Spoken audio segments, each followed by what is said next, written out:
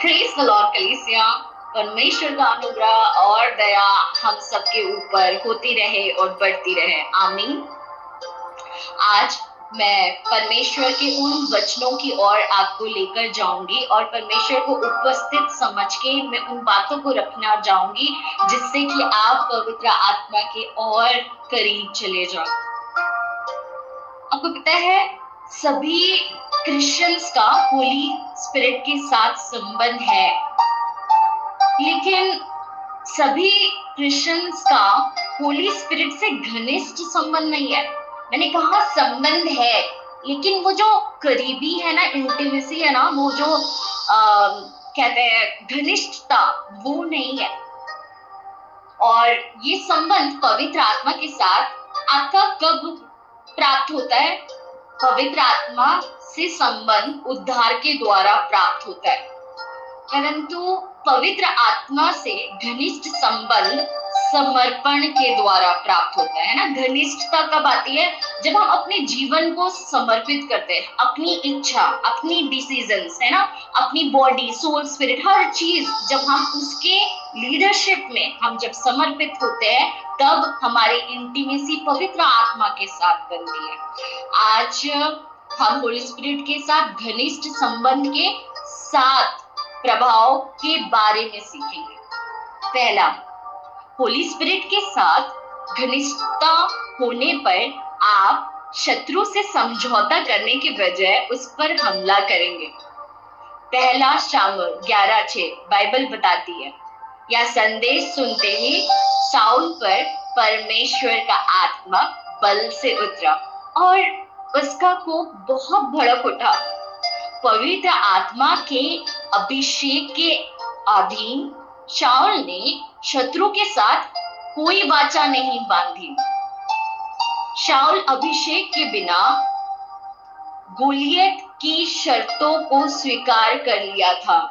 UC anointing के बिना एक व्यक्ति कैसे अपने शत्रु शैतान के साथ एक मन हो जाता है, वन माइंड हो जाता है। इसलिए हमें पवित्र आत्मा के साथ एक घनिष्ठ संबंध, उनके समर्पण में आना होगा। दूसरा, जब आपका पवित्र आत्मा के साथ घनिष्ठ संबंध होता है तो आप अभिषेक पर हमला करने के बजाय आप अभिषेक को आकर्षित करते हैं। शाऊल ने अभिषेक की तलाश नहीं की जैसे कि आज सारे विश्वासी कर रहे हैं। जब वह परमेश्वर के साथ चलता रहा तब अभिषेक उसके ऊपर आया। So many people pray, lord anoint me, lord मुझे तेरा अभिषेक चाहिए। आप ये क्यों नहीं प्रे करते, प्रभु तेरे साथ चलने में, तेरे करीब बने रहने में मुझको अनुग्रह दे। आप अगर क्राइस्ट के अंदर अपने आप को पोजीशन करते हो, अनॉइंटिंग खुद उतरेगा। हमें बस एक चीज का फोकस करना है, अपने आप को मसीह में स्थापित करने का, है ना।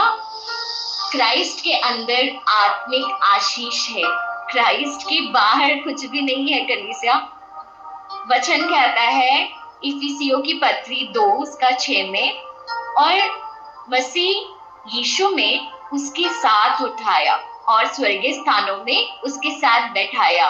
मसीह के अंदर हमारी सारी आशीषें हैं, मसीह के अंदर हमारी आशा है, मसीह में हम नए सृष्टि है।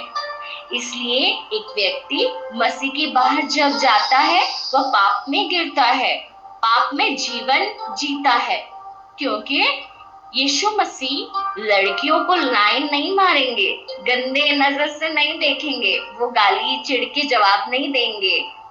उसके अंदर कोई स्वार्थ रह ही नहीं सकता। जो लोग पवित्र आत्मा के अनॉइंटिंग पर हमला करते हैं, वे आमतौर पर खुद पवित्र आत्मा में नहीं चलते हैं।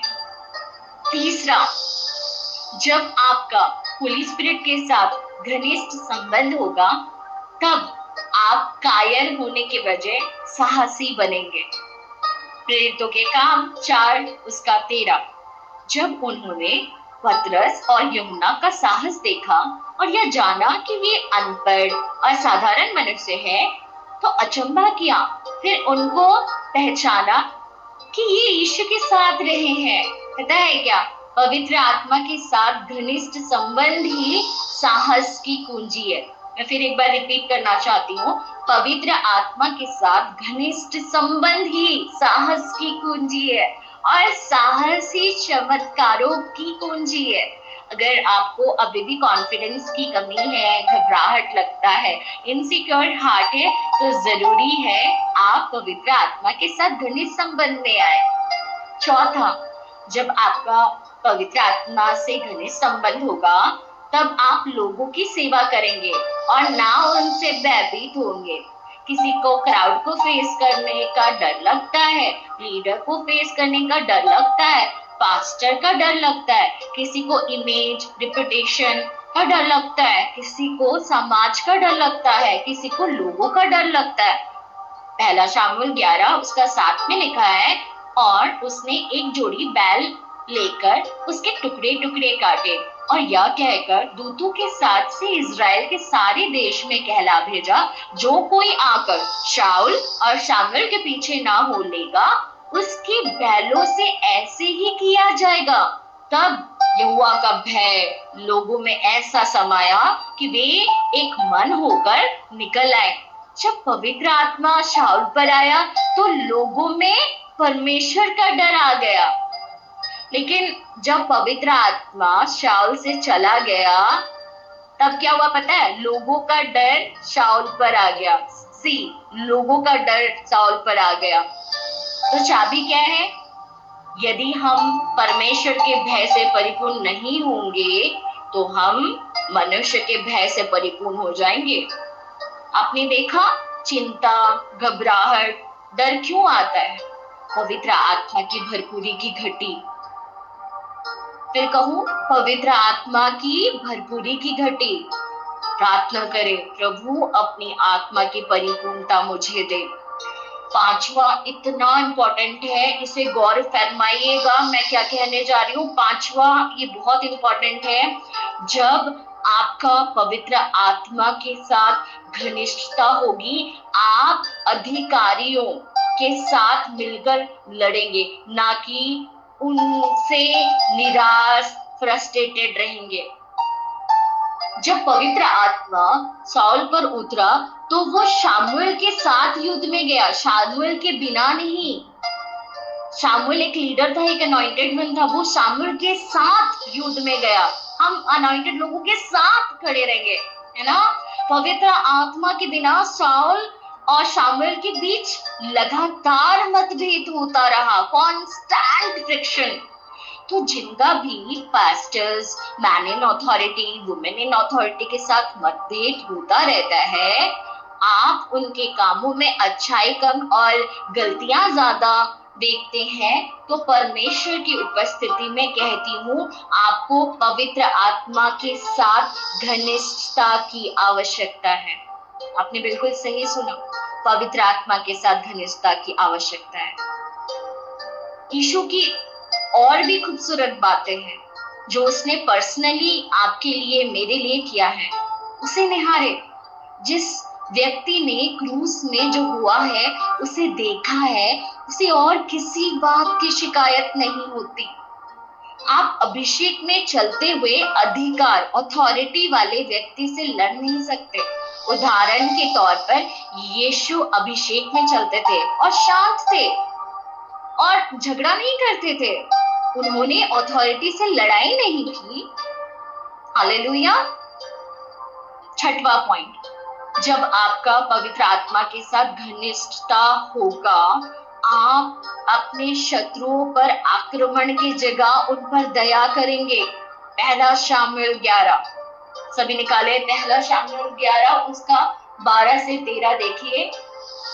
तब लोग शामुएल से कहने लगे, जिन मनुष्य ने कहा था क्या शाऊल हम पर राज्य करेगा, उनको लाओ कि हम उन्हें मार डालें।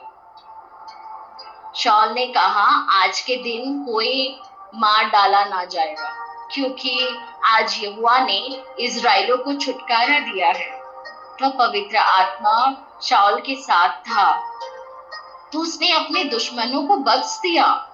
जब परमेश्वर की आत्मा शाऊल से चला गया तो वही शाऊल अपने परिवार वालों को, दोस्तों को मारने की कोशिश की। 7वां, जब आपको पवित्र आत्मा के साथ घनिष्ठता प्राप्त होता है, आप एम्बिशन ड्रिवन की बजाय मिशन माइंडेड होंगे। एम्बिशन का आप पर कोई कंट्रोल नहीं होगा।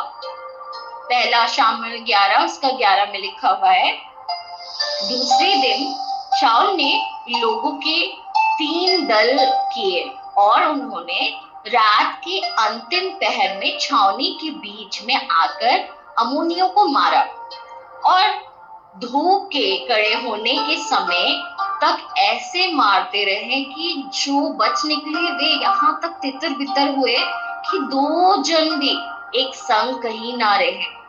जब पवित्र आत्मा शाऊल पर था, वो शहर को बचाना चाहता था। जब पवित्र आत्मा शाऊल को छोड़कर चला गया, वो अपना टाइटल बचाना चाहता था।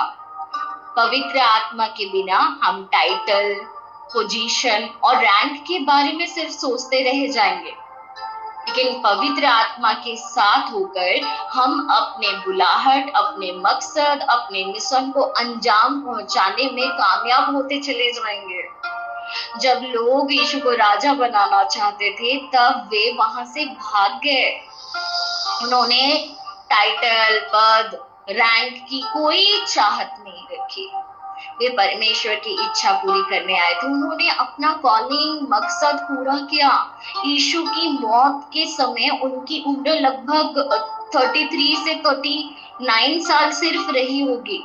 याद रखें, हम अभी जिंदा हैं क्योंकि अभी भी परमेश्वर की योजना हमारे जीवन से पूरी नहीं हुई है। आशा करती हूँ कि हमने यहाँ से कुछ सीखा है, हमने आशीष प्राप्त की है कि हमें पवित्र आत्मा के साथ घनिष्ठता प्राप्त करने की आवश्यकता क्यों है। हालेलुया। आइए हम एक मन हो जाए। Praise God.